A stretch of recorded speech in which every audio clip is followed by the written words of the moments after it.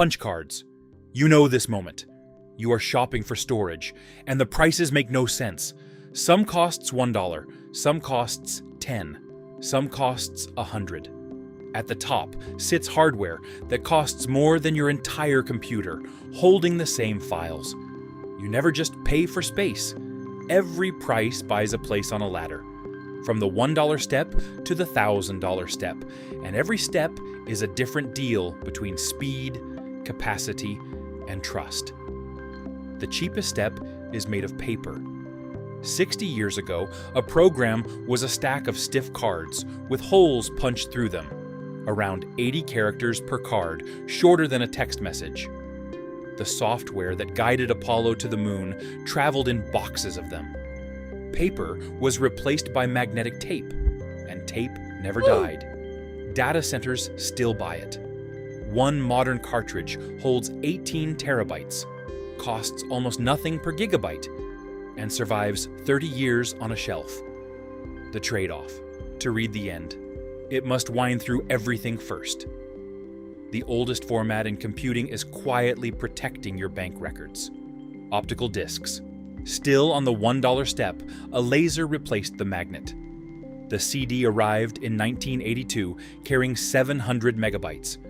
Suddenly, one thin disc held a full album or a complete encyclopedia. Windows 95 alone needed 13 floppy disks. One CD replaced the whole stack. The DVD pushed that to 4.7 gigabytes, and videotape disappeared. Blu-ray followed in 2006 with 25 gigabytes per layer and still sits inside every PlayStation 5. This tier is slowly disappearing. Most new laptops don't even have a slot for it. But discs keep two advantages nothing above them can match. A blank one still costs about $1, and it needs no power, ever. Leave it in a drawer for 20 years, and it plays like new. The tier in your pocket can't make that promise. Flashcards. Because this is the tier that wears out. SD cards, micro SD cards, USB sticks, and the eMMC chips inside cheap laptops all use the same flash memory as an SSD, with the cheapest controller possible. On an eMMC laptop, even starting Windows can take a full minute. Welcome to the $10 step. $10 buys a USB stick. $20 buys 256 gigabytes hiding under a fingernail. Perfect for cameras, drones, and phones. The weakness is just as real. Flash cells survive only a limited number of writes. So a card recording video all day, like a dash camera, can die within a year. And after years without power, the cells slowly lose their charge and take your files with them. A great helper, a terrible main drive. Hard drives, the old machine that refuses to retire. Inside the metal case, polished platters spin 7,200 times per minute, while a reed head floats above them on a cushion of air thinner than a fingerprint. IBM built the first one in 1956, as big as a wardrobe, storing 5 megabytes. The weakness is movement. The head must physically travel to every file, so opening anything feels slow. The design survives anyway for one reason: price. Here, the $100 step begins. Around $100 buys 6 terabytes, $300 buys 20, and no flash drive comes close. That is why they still fill backup servers and security recorders. One warning before you buy: look for the letters CMR. The cheaper SMR type overlaps its data tracks to store more, and its write speed collapses when you copy anything large. I personally learned this once watching one backup take a whole night. Hybrid drives. Quick question: which of these steps does your own computer start from? Write it in the comments. And if storage is finally making sense, the like button genuinely helps. Now, the industry's strangest experiment.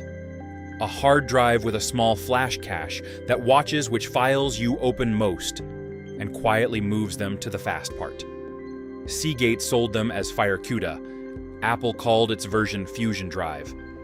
And Intel tried the same trick with Optane in 2017. Every version died the same way.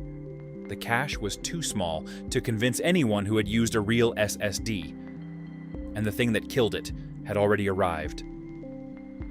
SATA SSD. The first upgrade you can actually feel. No motor, no noise, no waiting for a metal arm. Your data sits as electrical charge and moves at the speed of electricity. A tired 10-year-old laptop starts in seconds again, and programs that needed 30 seconds open in 2 or 3. Still on the $100 step. Around $50 buys 1 terabyte from drives like Samsung's 870 EVO or Crucial's NMX500. The cheapest meaningful upgrade in computing. The limit is the plug itself. SATA was designed in 2003 for spinning drives and holds everything down to roughly 550 megabytes per second. The chips could run at full speed. The cable can only walk, so engineers threw the cable away. NVMe, a bare stick of chips, shorter than your finger, that plugs straight into the motherboard and talks to the processor over the same lanes as your graphics card. No cable, nothing in between. Gen 3 moves around 3,500 megabytes per second. Gen 4 doubles that to roughly 7,000. Fast enough that the PlayStation 5 and Xbox Series X built their design around it, at around $100 per terabyte. Gen 5 doubles it again to 14,000, but runs so hot it needs a heatsink and sometimes a tiny fan, while games load barely faster. 2 traps hide among cheap models. Drives without a DRAM cache slow down under heavy use, and QLC flash struggles with long writes. I personally see Gen 4 with DRAM as the best choice for almost everyone. Everything above it just impresses other people. But every drive so far shares one quiet assumption: it is allowed to fail. The last step is not. Enterprise storage. The $1,000 step, built for machines that never sleep. These drives cost $500 to $2,000 each and slide out of a running server and back in without anyone noticing. Consumer SSDs are rated for hundreds of terabytes of writes. These are rated in petabytes. Their best trick hides inside. Capacitors with just enough energy to finish writing whatever was unfinished when the power dies. No data is ever lost on the way.